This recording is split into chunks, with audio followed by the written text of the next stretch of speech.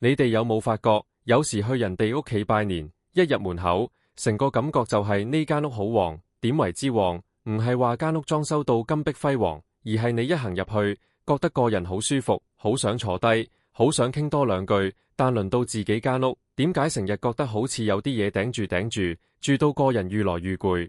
仔女又唔中意留喺屋企。40年來，我入過嘅門口，真係多過你食嘅鹽。我可以好肯定咁同你講，一間屋旺唔旺，同你間屋大唔大、靚唔靚，完全冇直接關係。問題嘅根源，往往就出喺你每日出入嗰個門口，你點樣對待佢，你點樣行過佢。好多人以為門口嘅風水就係放個招財貓，掛個八卦鏡，又或者擺個靚靚地氈寫住出入平安。佢哋覺得做咗呢啲表面功夫就代表間屋有陣喺度，但其實唔係㗎。我話你知，呢啲只係安心，唔係風水。真正決定間屋旺3代嘅，係你入門口嗰一刻，你帶咗啲咩氣入嚟。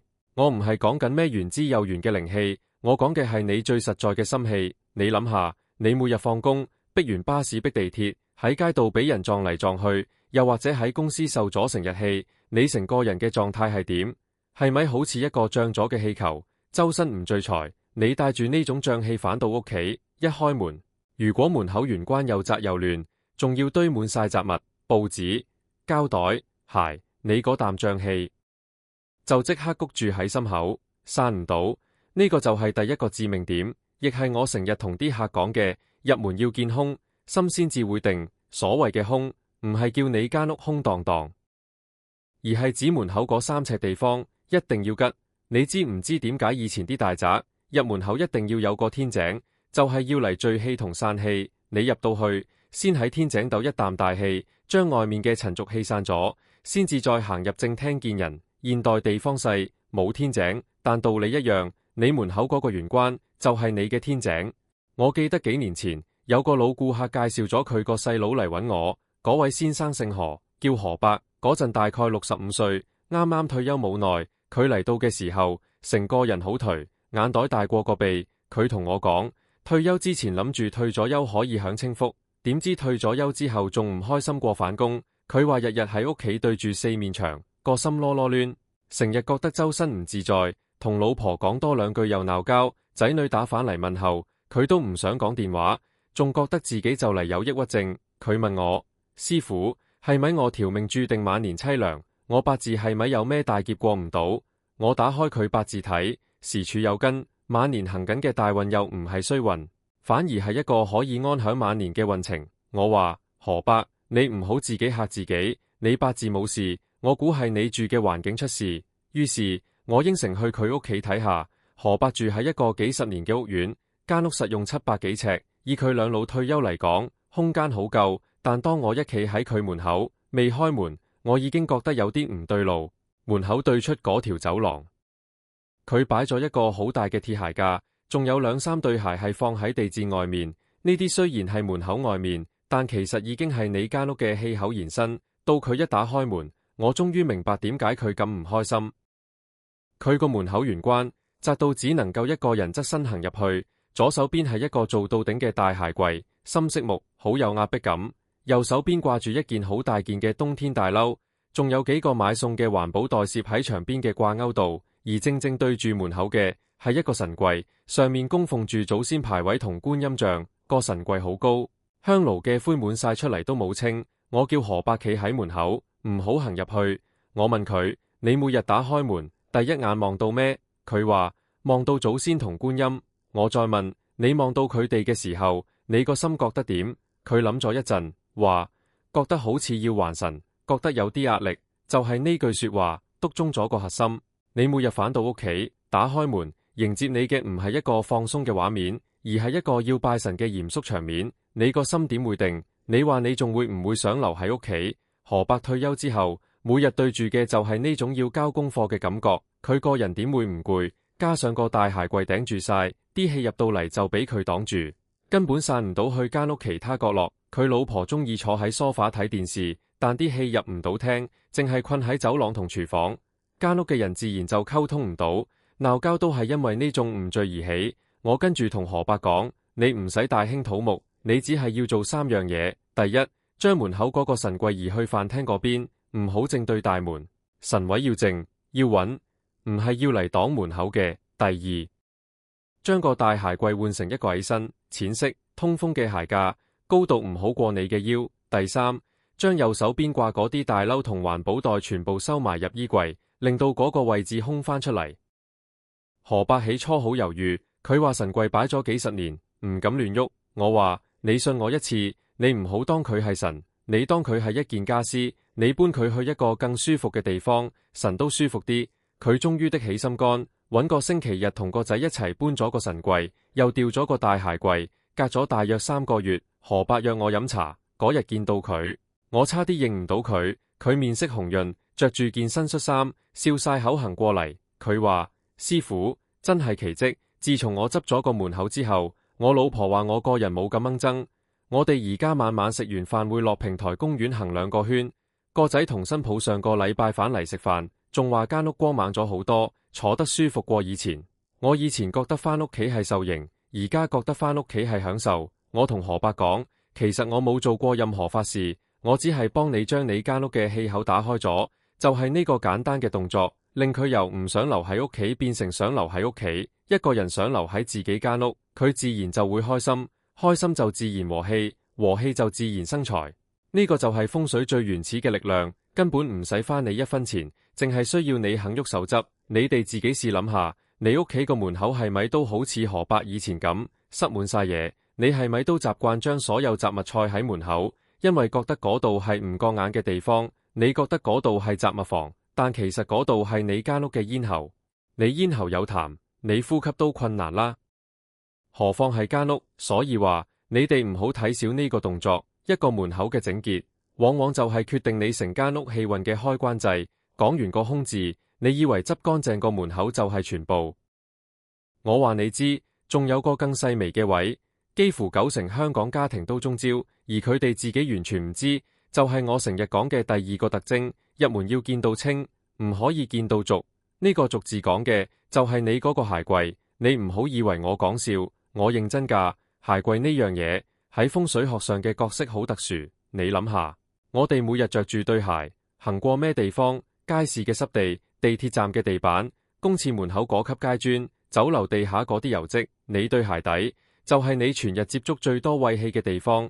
呢啲穢氣唔止係肉眼見到嘅污糟，仲有嗰種被萬人踩過嘅磁場。你將呢啲鞋收埋喺門口，如果個鞋櫃又高又大，仲要係密封式，你即係將嗰啲穢氣困住喺你間屋嘅入口，等佢慢慢發酵。好多人以為鞋櫃越大越好，最好頂到上天花板，可以收埋全家幾十對鞋。但你有冇諗過，鞋屬土，土嘅特性係厚重同向下。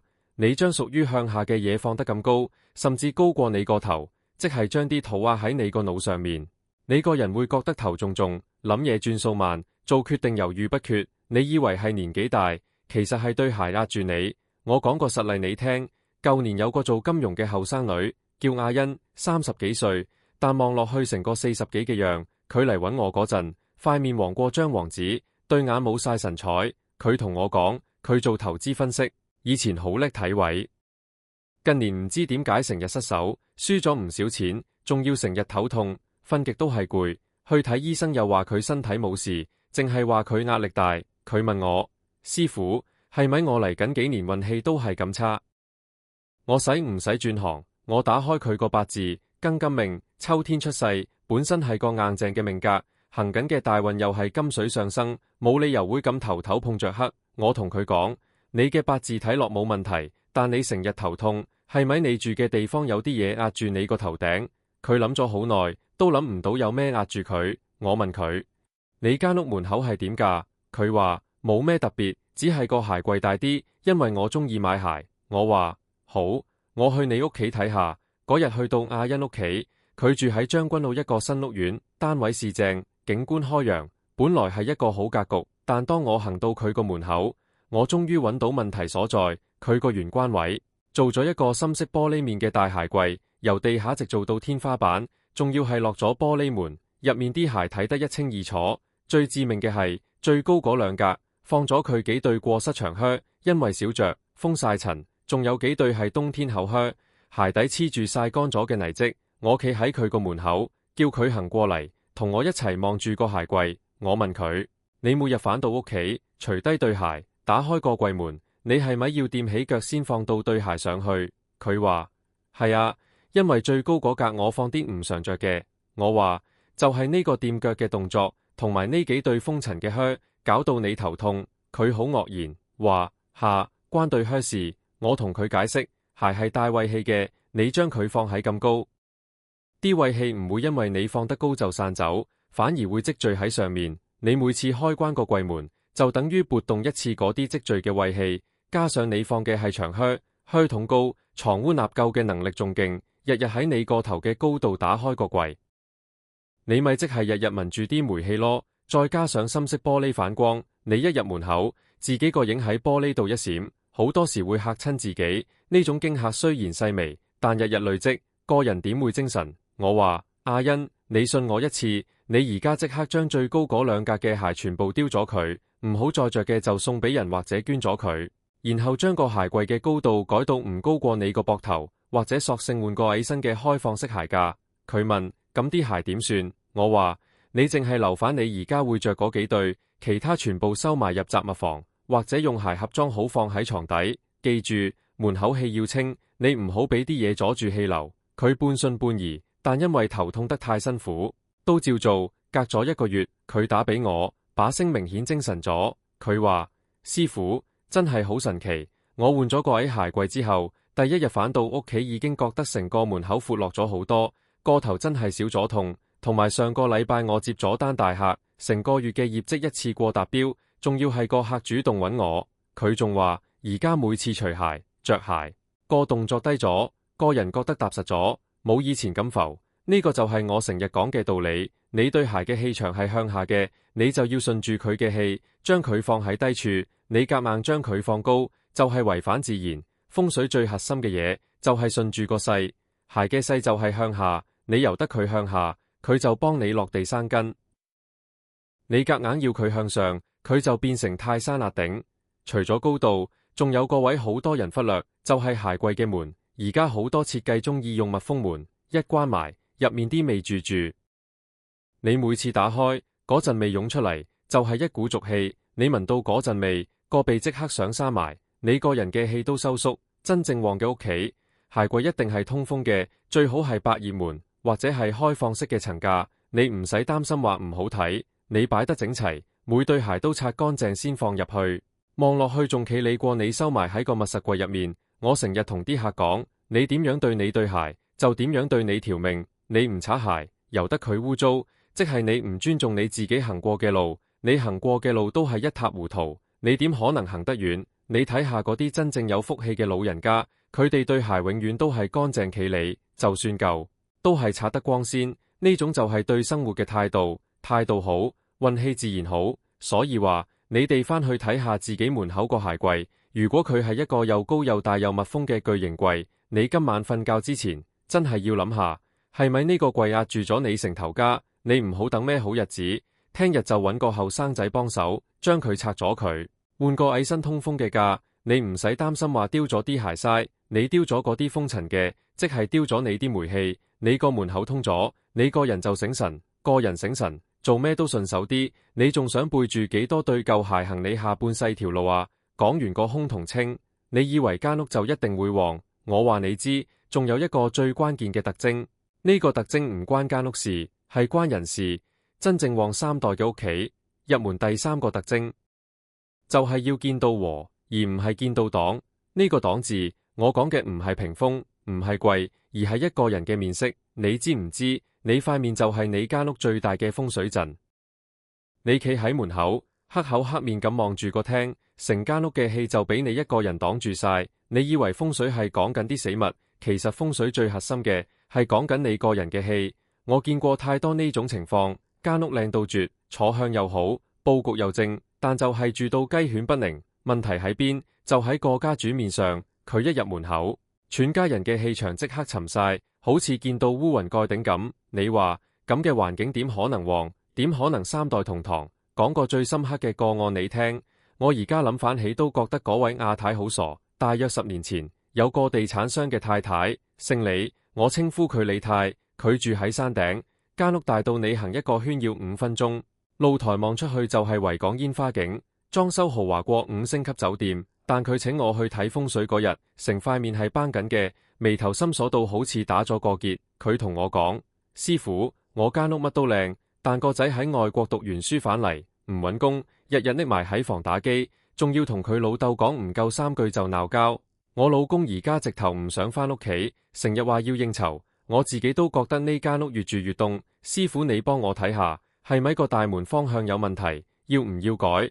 我去到佢間屋。間屋果然靚到好似樣品房咁，每件擺設都係名牌，每幅牆都係大師設計。我企喺佢個大門口，即係玄關位，望到嘅係一幅好大嘅金色浮雕，雕嘅係8匹駿馬奔騰，即係8馬奔騰，金光閃閃，氣勢十足。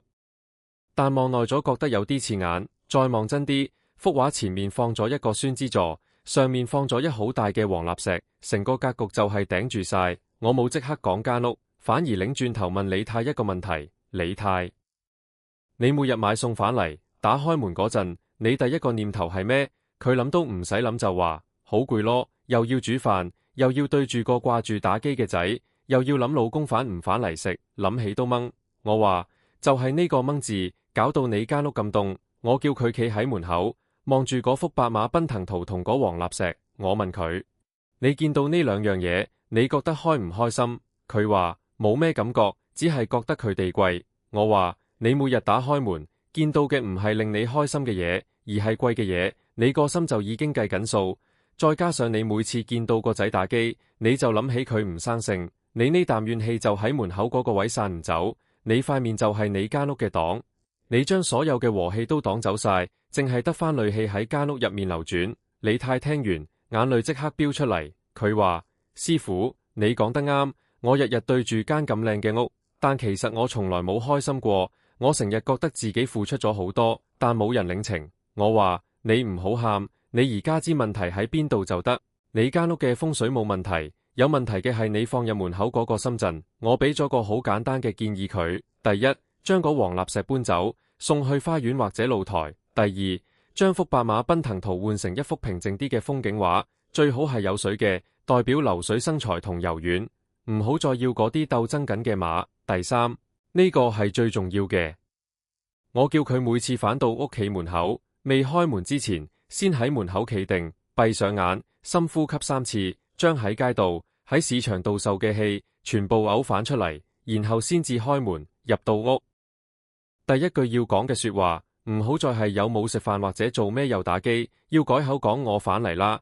呢句說話唔係講俾人聽，係講俾間屋聽。亦都係講俾自己聽，你返到一個應該要放鬆嘅地方。我仲同佢講，叫佢喺門口個玄關位，揾一個細細嘅位置，放一啲佢見到會笑嘅嘢，例如佢同老公後生時影嘅相，或者個仔讀小學時畫嘅一張畫仔。總之，呢樣嘢要令佢融化，而唔係令佢緊張。因為一個人見到開心嘅嘢，肝氣就舒暢，肝屬木，木生火，火生土，成個五行就轉起嚟。你望住啲獎杯，望住啲昂貴嘅石頭，你會有壓力；但你望住一盆綠油油嘅植物，或者一張笑臉嘅相，你個心會平靜。隔咗大約3個月，李太再打俾我，成個人把聲唔同晒，由以前嗰種繃緊變成好輕柔。佢話：師傅，自從我搬走咗石，換咗幅畫，再跟足你講嘅呼吸方法，間屋好似變咗另一個世界。個仔而家肯出房食飯，仲會同我傾偈。講佢打機打到咩級數，我聽唔明，但我見佢肯講嘢，我已經好開心。老公呢排都早咗返，仲話覺得間屋光猛咗。佢仲話佢而家每日買餸返到門口，都會先抖3啖大氣，將啲怨氣放低先入屋，成個人都輕鬆晒。你睇，我冇喐過佢間屋任何一條柱，冇改過任何一個門嘅方向，我只係喐咗佢入門嗰一刻嘅心態。嗰位李太就係信我講，將入門嗰個擋，即係佢嘅黑面，佢嘅怨氣，同埋嗰啲頂住晒嘅硬物擺設搬走，間屋嘅氣就通返晒。呢個就係風水嘅奧妙。好多時你以為要搞大龍鳳，其實只係要搞掂你自己個人。我成日都同人講，一個女人嘅面色就係一間屋嘅晴雨表。你返到屋企黑口黑面，你間屋就係陰天；你返到屋企笑口吟吟，你間屋就係晴天。你話你個仔唔聽話，你話你老公唔體貼，你有冇諗過？佢哋每日見到你入門口嗰塊面，係一塊歡迎佢哋嘅面，定係一塊追債嘅面？真正旺三代嘅屋企，入門嗰度一定係一個卸力嘅地方。你將外面嘅江湖氣、勞累氣喺嗰度卸低晒，先至帶住一身和氣行入個廳。你帶住和氣，你講嘅嘢就溫柔，你溫柔，人哋就願意同你傾偈。一家人有講有笑，呢啲就叫做和氣生財。呢個財唔止係錢，仲包括健康，包括感情，包括你仔女嘅孝心。所以話你哋返去苦心自問，你每日打開門嗰陣，你塊面係咪好似李太以前咁拉長過馬面？你係咪將外面受嘅氣全部帶返屋企倒晒俾你最親嘅人？如果係，你唔好怪個天唔俾運行你，因為係你自己親手將好運擋咗喺門口。你唔好再問我點解你個仔唔願返屋企食飯。你首先問下自己，你個門口有冇一個令佢想踏入嚟嘅笑容？你連呢個最簡單嘅嘢都做唔到，你擺咩風水陣都係徒然。講完咗門口嘅凶、清、和呢三個特徵，你可能會問蘇師傅，你講咗咁耐，都係講緊一啲好表面嘅嘢，執下嘢，換個鞋櫃，控制下自己塊面，呢啲就叫做風水。我話你知，就係呢啲最表面嘅嘢，偏偏就係最多人忽略嘅嘢。而呢啲嘢嘅背後，其實係關乎一個好深層嘅道理，就係你點樣對待你間屋嘅氣口，就等於你點樣對待你條命嘅入口。我唔係同你講佛偈，我係同你講生活。你知唔知？我睇風水40年，見過太多人，佢哋以為風水就係要揾個師傅翻嚟指指點點，然後改呢樣改嗰樣，最好改完隔日就中六合彩。但真相係，真正嘅風水從來都係一種習慣，一種生活態度。你唔改變你嘅習慣，你間屋永遠都係亂，你個人永遠都係煩。我記得有個做印刷生意嘅老闆，姓張，我叫佢張生，佢大約60歲，個廠做咗幾十年，本來都算係咁，但近呢幾年生意越做越縮，舊客走咗，新客又揾唔到，搞到個人好閉翳。佢揾我睇風水，話想搏一搏，睇下可唔可以轉個運。佢同我講，師傅，我間廠搬過幾次，每次搬都揾人睇過，都話風水好，但點解次次都做唔起？我去到佢間廠，係一棟工業大廈嘅高層，間廠好大，機器擺得整整齊齊，個門口對住一條好闊嘅走廊，冇橫梁壓頂，冇對正電梯槽。以工廠嚟講，格局算係中上，但當我行入去，我聞到一陣味，唔係機器嘅油味，而係一陣霉味。我問張生，你間廠有冇打開窗？佢話呢度啲窗封死咗，因為怕灰塵入嚟影響啲印刷機。我話你間廠冇窗，即係冇氣流，你個人點會精神？佢話但師傅，之前啲師傅話我個門口財位喺邊，叫我擺個魚缸喺度，我都擺咗。我望一望佢所講嘅財位，的確擺咗一個魚缸，但入面啲水逐過坑渠水，得返2條魚喺度浮下浮下，其中一條仲反咗肚。我笑住同佢講，張生，你呢個魚缸唔係招財，係趕客。你望下啲水，逐過你個廠嘅前景，你日日對住盆死水，你點可能會有生氣？呢個就係我成日講嘅問題。好多人以為做咗風水師傅講嘅嘢就叫做交咗功課，但佢哋從來唔會去保持嗰樣嘢。你擺個魚缸，你就要養好啲魚，換好啲水，你淨係擺喺度，由得佢自生自滅，嗰個唔係風水陣，係一個死局。風水係講氣嘅，氣要流動先至係生機。你間廠唔開窗，氣唔流動，你個魚缸唔換水，水唔流動，你成個環境都係一灘死水，你點可能做到生意？我叫張生做的第一件事，就係打開所有可以開嘅窗，如果封死咗嘅，就揾人拆咗佢，裝把大型嘅抽氣扇，強制將外面嘅空氣抽入嚟。第二件事，叫佢將個魚缸清洗乾淨，換過晒啲水，養9條靚嘅金魚，仲要叫佢每3日換一次水。第三件事，我叫佢將門口嗰堆疊到山咁高嘅紙皮同廢料全部清走，唔好阻住條路。張生起初好唔願意，佢話拆窗要錢，換水好麻煩。我話張生，你間廠啲機器幾百萬你都肯投資，但你竟然慳嗰幾千蚊拆窗費，你唔通唔想啲客入到你間廠嘅時候覺得精神爽利，而係想佢哋聞到霉味？佢終於的起心肝照做，隔咗大約2個月，張生約我食飯，成個人容光煥發。佢話師傅真係好神奇，自從我拆咗窗，裝咗抽氣扇，間廠通風晒之後，我啲伙計話返工冇咁眼瞓，個人精神咗。跟住有個舊客介紹咗個新客俾我，個客上到嚟話覺得我間廠好光猛好舒服，即刻落咗張大單。我嗰排啲機器仲要特別順，平時成日壞嗰部，嗰排竟然冇壞過。我同張生講，呢個就係氣嘅力量，你間廠個門口就係你生意嘅入口，你個入口俾啲廢紙皮塞住，你個門口氣流唔通，你啲客點行得入嚟？你個魚缸啲水清反，即係你嘅財清反。你唔好以為呢啲係迷信，呢啲係物理學，係環境心理學。一個人喺一個光猛、通風、乾淨嘅環境入面，佢嘅工作效率係高過喺一個陰暗、翳焗、混亂嘅環境。呢個係科學，唔係玄學。所以話你哋唔好再問我點解我擺咗個風水陣都冇用。我話你知，風水陣唔係一個擺設，佢係一個責任。你擺得個陣，你就要打理佢，你唔打理，佢就由陣變障，障礙嘅障。你以為你拜咗神就心安理得，神都要你間屋乾淨先肯入嚟坐㗎。你間屋亂過垃圾缸，你請邊個神嚟都唔會留低啦。我成日諗起另一個客，係一位70幾歲嘅婆婆，佢住喺深水埗一個舊單位，間屋細到得200幾尺，但佢係我見過最開心嘅客之一。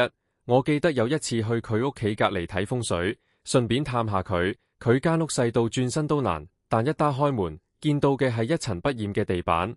門口放咗一塊洗到發白嘅地氈，但係好乾淨。佢將僅有嘅一對鞋放得好整齊，仲要係擦乾淨晒。佢喺門口嗰個細細嘅窗台種咗一盆蘭花，開得好靚。我問佢：婆婆，你間屋咁細，你會唔會覺得唔舒服？佢笑住同我講：師傅，我間屋細，但我心口闊。我每日起身打開門，見到盆花開，我就覺得今日係好日。我邊度都唔想去，淨係想留喺屋企。呢位婆婆冇錢，冇名錶，冇大屋，但佢有嘅係一種對生活嘅尊重。佢個門口就係佢嘅福氣嘅入口，佢每日都將個入口打理得靚靚，福氣咪日日都入緊嚟咯。你話呢個世界有冇命運？有，但你嘅命運有一半係掌握喺你自己手入面。你選擇點樣對待你每日出入嗰個門口，就等於你選擇點樣對待你嘅人生。你由得門口堆滿雜物，你即係選擇混亂；你由得門口烏煙瘴氣，你即係選擇煩惱。相反，你將門口打理得企企理理，你每日返到屋企都覺得舒服，你個人自然就會平靜，平靜就自然會諗到辦法解決問題。我經常同啲客講一個比喻，你間屋門口就好似一個漏斗嘅頂部，你將漏斗個口塞住，你倒幾多水落去都冇用，全部都滿瀉流出嚟。你將漏斗個口整乾淨，整通順，你倒少少水落去，佢都流到入樽入面。你間屋嘅門口就係嗰個漏斗口，你唔好成日諗住要倒好多水，你首先應該諗下，你個漏斗口通唔通？你個口唔通，你倒幾多好運俾你都係嘥氣，你仲想塞住自己個門口塞到幾時啊？講到呢度，你可能會覺得蘇師傅你講咗咁多個案，又話要執門口，又話要換鞋櫃，又話要控制面色，仲話要開窗通風，咁多樣嘢，我點記得晒啊？我話你知，其實你唔使刻意去記，風水呢樣嘢，講到尾就係一個字，心。你個心點樣對待你間屋，你間屋就會點樣回報你。我成日都同人講，你唔好將風水睇得太複雜，你當佢係一種生活嘅審視就得。你每隔一段時間，企喺你個大門口望多兩眼，你望下你見到嘅嘢，你開唔開心？如果你自己都覺得眼冤，你仲想個天俾咩好嘢你？呢個就係最簡單嘅檢測方法，唔使羅庚，唔使算命，你自己嘅感覺就係最準嘅風水師。我記得舊年有一個讀者，佢喺我嘅專欄度睇到我講門口風水嘅嘢，寫咗封信俾我。佢係一個60幾歲嘅退休阿叔，住喺公屋，間屋細到得300尺。佢話佢冇錢裝修，冇錢買咩靚擺設，問我可唔可以幫佢。我覆佢，叫佢做3樣唔使錢嘅嘢。第一，將門口嗰塊用到黑晒嘅地氈掉咗佢，換一塊新嘅，唔使貴，10蚊店嗰啲就得。第二，將門口堆住嗰幾個紙皮箱，入面裝住啲又唔用又唔掉嘅雜物，全部清走，送去回收站。第三，每日起身之後，打開大門，企喺門口對住條走廊，深呼吸3次，然後先至閂門。3個月之後，佢再寫信俾我，話佢跟住做咗。佢話好神奇，換咗地氈之後，每次返到屋企踩落去嗰陣，覺得對腳好舒服，個人即刻放鬆咗。清走嗰堆紙皮箱之後，門口闊落咗。佢個孫上到嚟都話：爺爺，你間屋大咗嘅。佢話佢個心舒服晒，而家每日起身開門深呼吸嗰陣，覺得成條走廊嘅空氣都係佢嘅，個人開朗咗好多。仲參加返屋企樓下嘅太極班，識咗幾個新朋友。呢個就係我成日講嘅風水嘅力量，唔在於你使幾多錢，而在於你肯唔肯喐。你喐一喐，你嘅氣就跟住喐。你唔喐，你就係一潭死水，死水就會發臭，就會生蟲，就會引嚟一啲唔好嘅嘢。你唔想晚年過得淒涼，你就要由而家開始喐一喐你個門口。我睇風水40年，見過無數咁多嘅八字，有富貴命，有平凡命，有坎坷命，但我可以話你知，真正決定一個人晚年過得好唔好嘅，往往唔係佢年輕時賺到幾多錢，而係佢有冇一個安樂窩。你有幾多錢，你住喺山頂，但你間屋烏煙瘴氣，你晚晚瞓唔着，你仲係慘過一個住喺公屋但晚晚瞓得好冧嘅人。錢買得到靚裝修，但買唔到一個和字。我成日都同啲老友記講，你哋辛苦咗大半世，仔大女大，而家係時候要為自己而活。你唔好再死攬住舊時啲嘢唔肯放，即係講緊你嘅心結，亦都係講緊你屋企入面嗰堆雜物。你丟咗佢，丟嘅唔止係垃圾，仲係你嘅煤氣。你唔好成日諗住第時可能用得着。我話你知，你10年都冇用過嘅嘢，你以後都唔會用。你留喺度，淨係會阻住啲好運入嚟。你苦心自問，你每日打開門返到屋企，你係想見到一個避難所，定係想見到一個戰場？如果你打開門嗰一刻都仲諗住個死佬又唔記得熄燈，個新抱又煮埋啲唔鹹唔淡嘅嘢，咁你間屋嘅氣場就注定係死氣沉沉。相反，如果你打開門嗰陣聞到一陣飯香，見到燈光柔和，你個人即刻放鬆晒。就算你間屋得400-500尺，嗰種旺氣都係擋都擋唔住㗎。我講個總結你聽，真正旺3代嘅屋企，入門嗰3個特徵就係空、清、和。空係空間，你門口要吉，氣先至到；清係清潔，你嘅鞋櫃要低，氣先至清；和係和氣，你塊面要笑，氣先至順。呢3樣嘢環環相扣，缺一不可。你淨係做到空，但塊面黑過鑊底，你間屋都係唔會旺。你淨係做到和，但門口亂過垃圾缸，你啲和氣都冇位企。所以話呢3樣嘢要一齊做，先至叫做完整。我成日都諗起我師傅以前同我講過一句話，佢話風水就係人同環境嘅對話，你點樣同你間屋對話，你間屋就會點樣回應你。你日日鬧佢亂，佢就亂俾你睇；你日日讚佢靚，佢就靚俾你睇。呢個世界萬物有靈，你間屋都係。